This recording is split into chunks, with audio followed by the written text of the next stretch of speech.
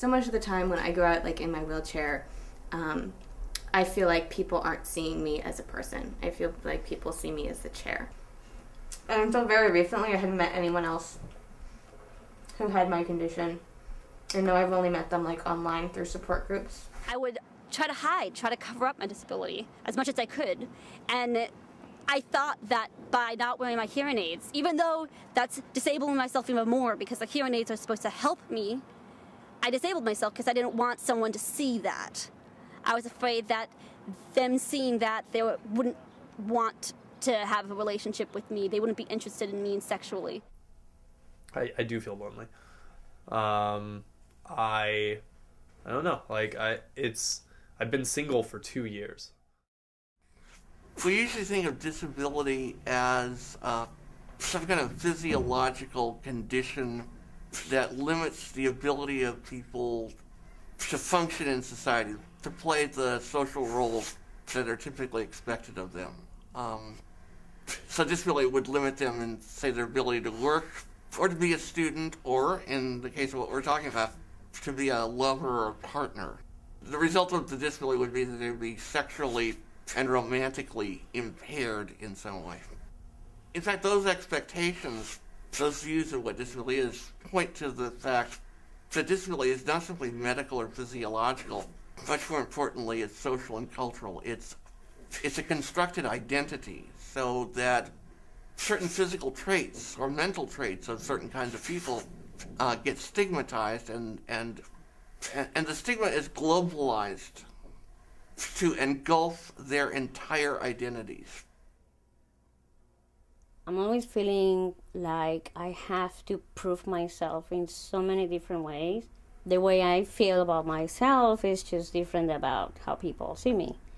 It's like more, especially with men, it's like they see skin, oh yeah, that's it, that's sexy, you know, or they see a good body, okay, that's sexy. Well, okay, I'm not showing skin because I'm really cold, and with the body part, no, that's just gross. I actually didn't used to wear makeup until about a couple of years ago. I didn't think you know, it would be a point for me to wear makeup, you know. I mean, I don't know if you know, but that was my idea. Yeah. Until just like more recently, I kind of started getting into it, you know. I'm like, why not? What the hell?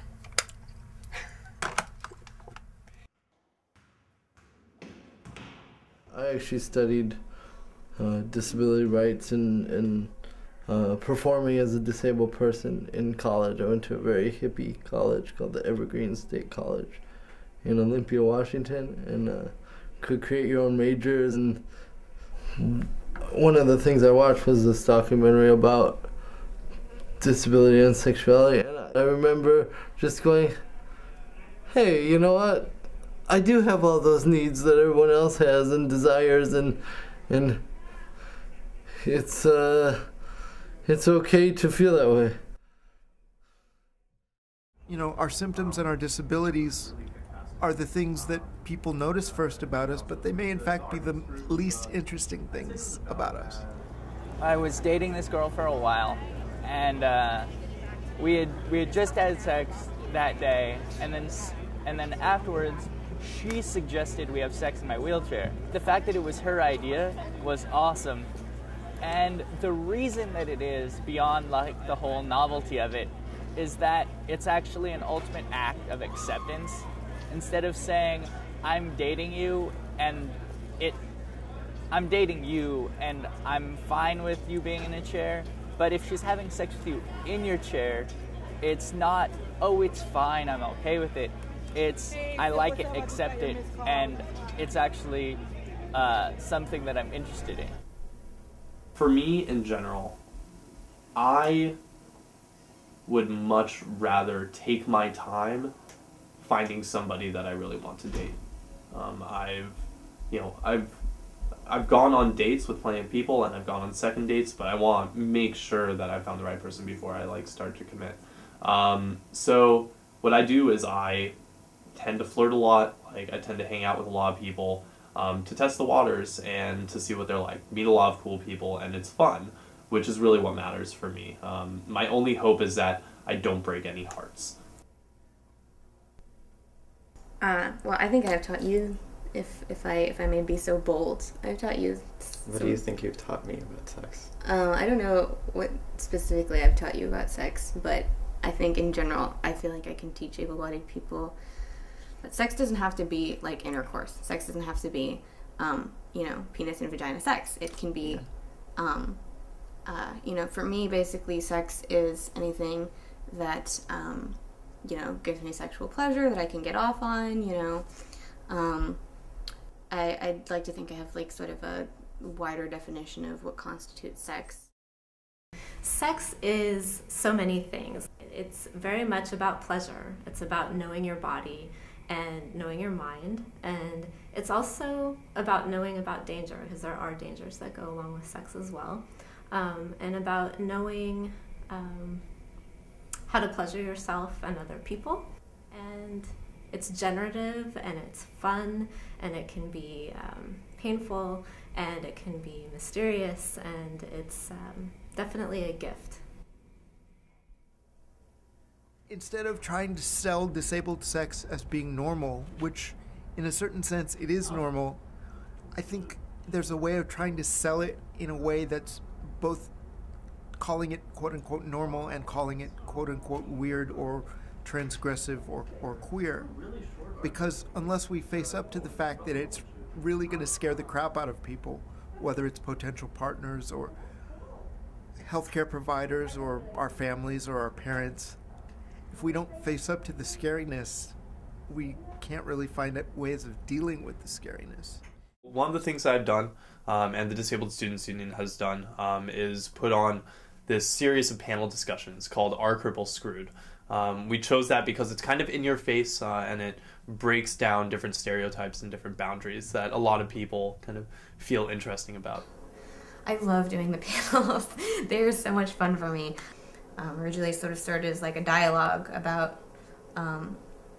disability and sexuality, and sort of morphed into what it is today, which is, we go around to things like co-ops, we go to sexuality classes, we go to things, and we talk about sex, we talk about societal perceptions of things, and it's something that has really it's really expanded my mind.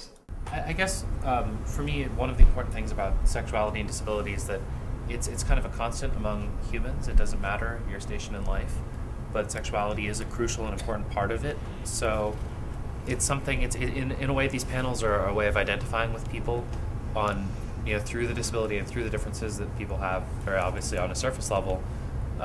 It's finding a common ground that you can really feel, just in that everybody has sexual frustrations that are similar enough. Making that transition from like, okay, I'm doing all this stuff and like certain people are attracted to me, to all of a sudden like I'm in a chair and for a solid year afterwards, I still identified as that guy. Like for I'd say a year and a half after my accident, like one of my main things was, okay, like I'm still like the biker, like I'd still go on biking websites and I'd still do that, but eventually I just kind of said, okay, like I'm a political nerd and I'm gonna go to college. You guys probably noticed that I'm dressed really provocatively today, and this is something I like to do when I do panels, because partially because I really like to challenge people's like preconceived notions about what it means to be like disabled and a woman, and it's like, oh, there's a girl in a wheelchair, oh my god, she's hot, oh no, like my preconceived notions, this is so confusing. American culture, Western cultures in general, have become much more open and frank about sexuality. That's happened too among people with disabilities, so that disability, which was once a taboo subject, is much more openly talked about, and people with all kinds of disabilities have been much more assertive in claiming their sexuality and their right to be sexual.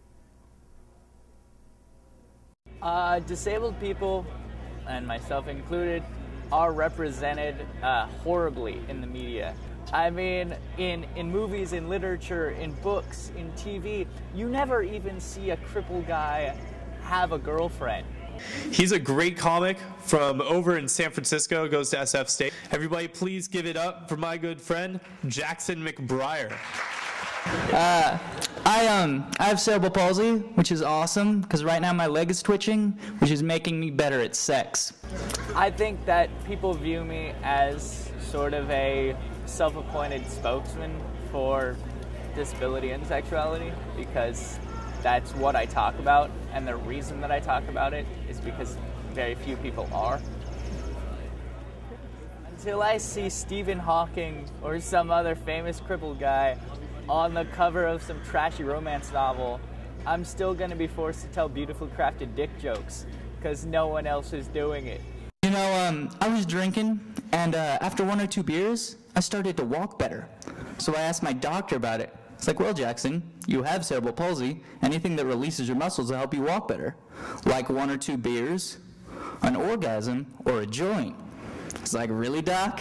You mean I could get medicinal? Blowjobs? When I tell a joke, I try to make it, you know that it's from the heart. And you know that I have these, like, same needs and wants as other human beings.